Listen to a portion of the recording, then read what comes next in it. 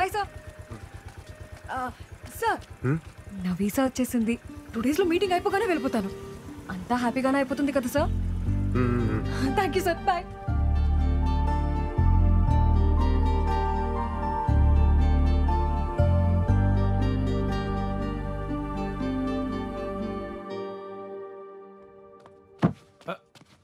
విరాట్ విరాట్ లేరా. ఏమైందన్నా? ఎక్కడికి నాన్నా? చెప్తారా.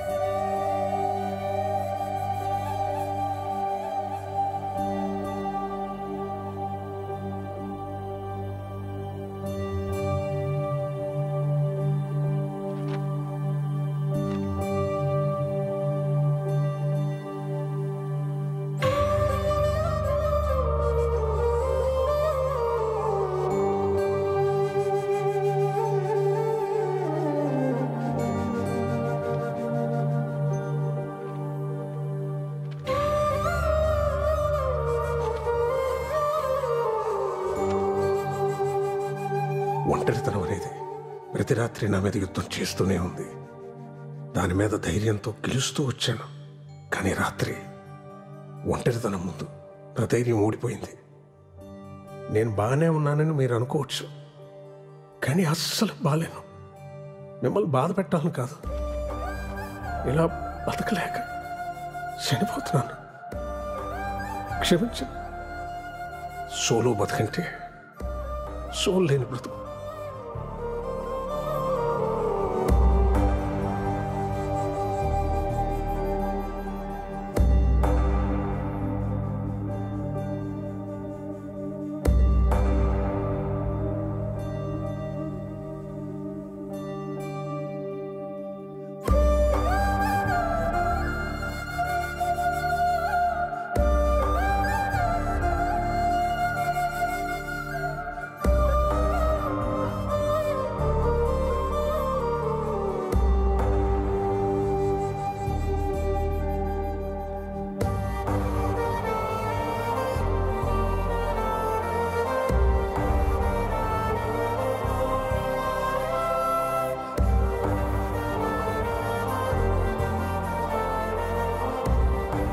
విరాట్, సోలో బతికే సో బెటర్.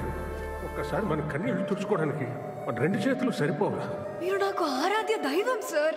మీ అమ్మాయిని మార్చి పెళ్లి చేసుకున్న బాధ్యత నాది. అందరికీ దూరంగా ఆస్ట్రేలియా వెళ్ళిపోతాను.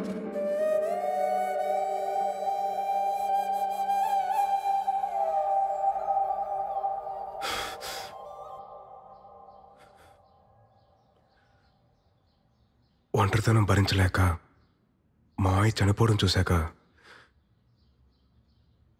భయం వేస్తుందమ్మా. నేను ఎంత పెద్ద తప్పు చేశానో నాకు అర్థమవుతుంది. నా బాధ ఏంటంటే ఈ పెళ్ళొద్దు, ఈ ప్రేమొద్దని అంతమందిని నమ్మించగలిగినోడిని పెళ్లి చేసుకుంటే బాగుంటది, ప్రేమిస్తే బాగుంటదని ఒక్కదాన్ని నమ్మించలేకపోతాను చూడు.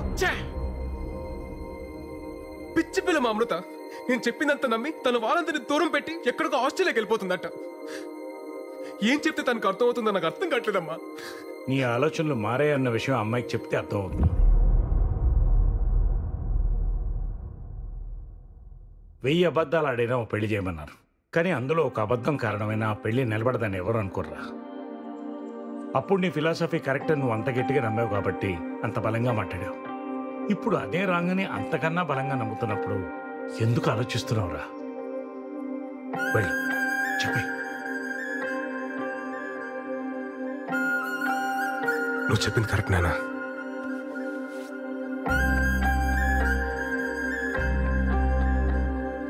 హలో అమృత, నేను మీకు ఇంపార్టెంట్ విషయం చెప్పాలి. ఒకసారి కైలాసగిరికి వస్తారా? షూర్ సార్, వస్తాను. ఓకే అండి, బాయ్.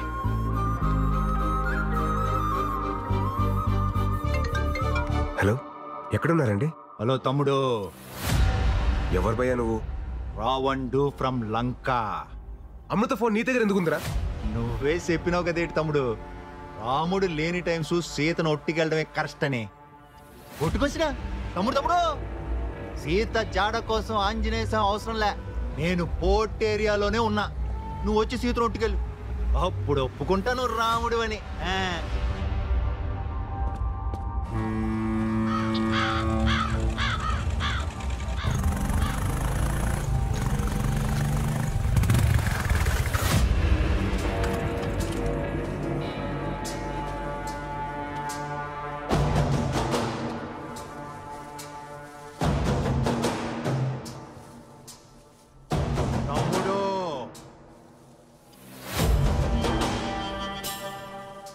పోయిన సుట్టు బట్టలు తక్కువైపోయి కొట్టేసిపోనావు, ఈ సుట్టు మొత్తం బ్యాచ్ తో దిగిపోనావు.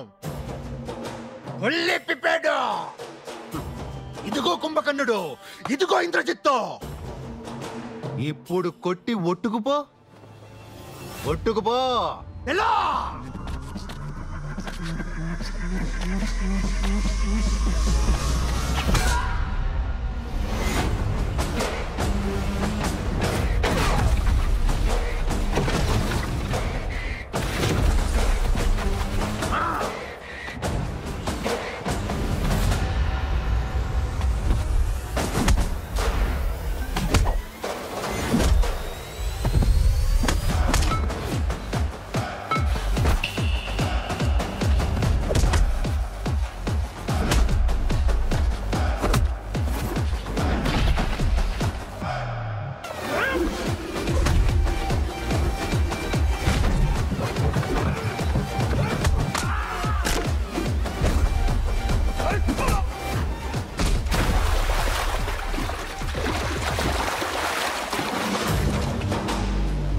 అన్ని తలకాయలు పగిలిపోయినాయి.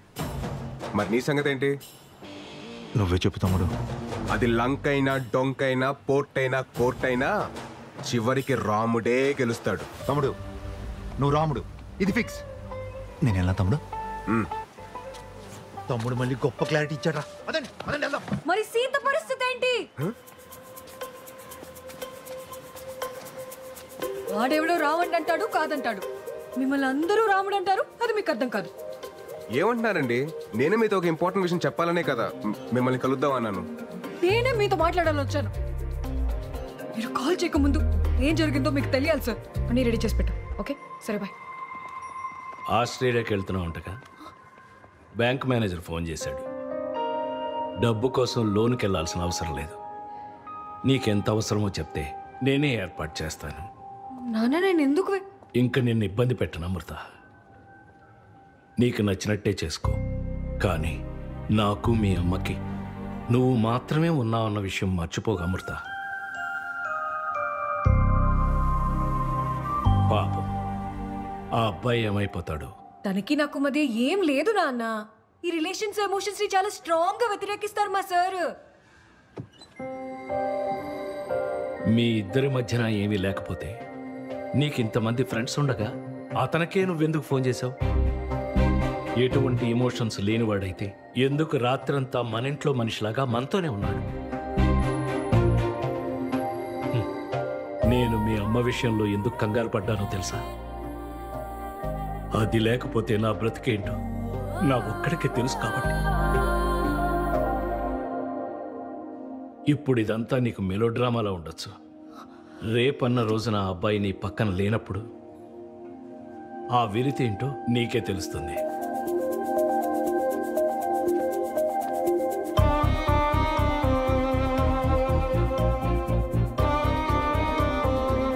అప్పుడు సీతమ్మోరి పక్కన రాములో ఉండుంటే సీతమ్మోరికి అన్ని కట్టాలు వచ్చుండేవి కావేమో.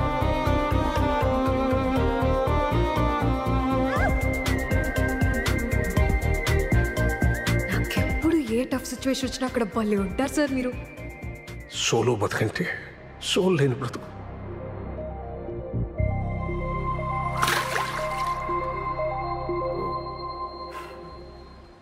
ఇద్దరి మధ్యన ఒక గ్రేట్ లవ్ ఉంది సార్. అది కాదు Amrutha, according to Shloka number 55. ఏ ఆపండి సార్, మీ శ్లోకాల కూడా చెప్తా వినరు. చెప్తున్నాను కదా ఇవన్నీ తప్పని. తప్పే. ఒక్కసారి మీ బ్రెయిన్ ఆఫ్ చేసి హార్ట్ తో ఆలోచించండి సార్ ప్లీజ్, మీకు అర్థమవుతుంది. అది కాదు Amrutha, according to my philosophy solo బ్రతికే సో.